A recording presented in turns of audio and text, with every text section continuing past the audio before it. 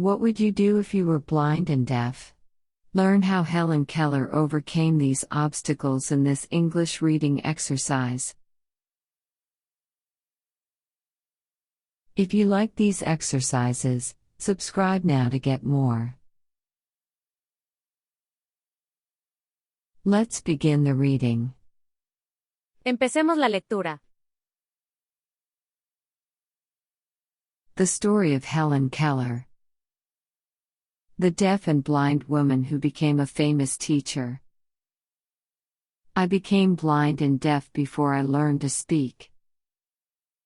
With the help of several special people, I learned to communicate. I used my communication skills to teach people about blindness.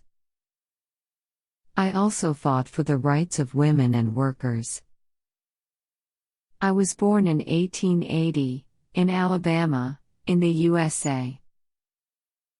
When I was 19 months old, I became very sick with meningitis, a disease of the brain. I got better after the illness, but unfortunately I couldn't see or hear anymore. I found it very difficult to learn and I became very angry. I was able to think, but I could not communicate my thoughts. It was a very difficult time for me and for my parents. My mother and father wanted to help me, but they didn't know what to do. Fortunately, I began to communicate with Martha Washington, who was 6 years old and the daughter of our cook. We created our own sign language when we played together. I enjoyed learning from Martha, but my mother realized that I needed professional help. In 1886, my mother learned about the work of Alexander Graham Bell, the inventor of the telephone. He was working on the problems of the deaf. Maybe he could help? Bell told my mother about Perkins School for Blind People, and the school sent a special teacher to our home. Her name was Anne Sullivan. At first, I was a very difficult student, but Anne Sullivan was very kind to me. One day, we were getting water from the well when Anne drew some signs on my hand.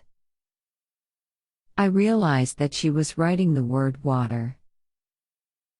I was so excited. Within a few hours, I could read more than 30 different words.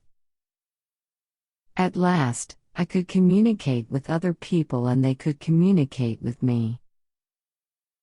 And help me to escape from my lonely world. When I was 8 years old, I went with Anne to the Perkins School for Blind People. At the school, I was excited to discover that there were other children like me. We all learned from our teachers and from each other.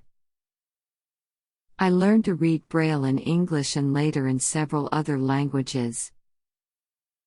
In 1894, Anne took me to New York and I studied at several different schools for the blind and deaf.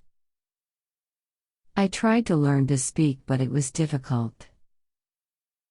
My voice worked, but I didn't know how to use it properly. Only Anne and a few other people could understand me when I spoke. I studied hard and, in 1900, I started at university.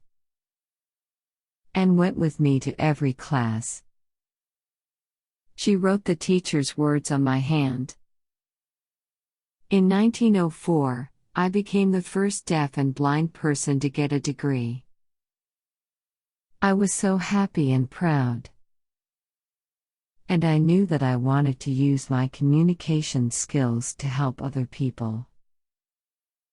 At first, I worked with organizations that fought for women's rights. Then, in 1912, I started to work with workers' organizations. I discovered that some types of work made people blind. I wanted people to know about this problem, so I wrote a book in Braille about it. In 1915, I started my own organization, Hellen Keller International, which still teaches people about blindness. I wanted everyone to know that in many cases, blindness can be prevented. For many years, I traveled around the world and talked to groups of people about blindness. I communicated with Anne. She then spoke my words for me.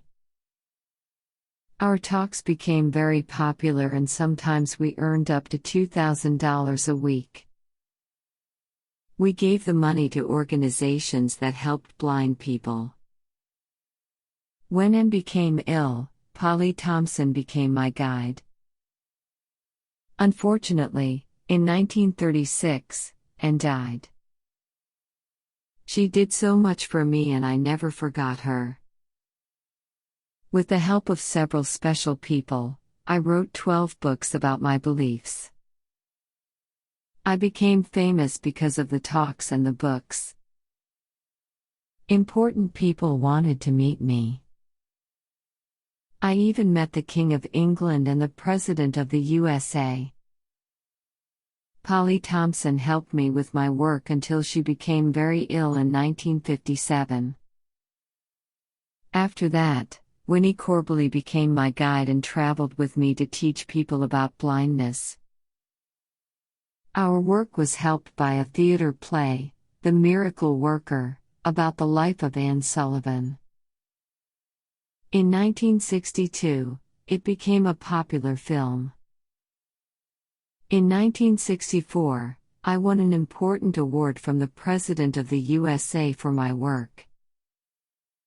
The year after that, my name was added to the list of the most successful women in the USA, the Women's Hall of Fame. The names of my guides, Anne, Polly and Winnie, should be in that list too. In 1968, at the end of my life, I remembered Anne, Polly, and Winnie. I felt proud of our work, which helped blind people around the world. ¿Te han gustado los ejercicios? Dale a like y suscríbete para no perderte los siguientes videos.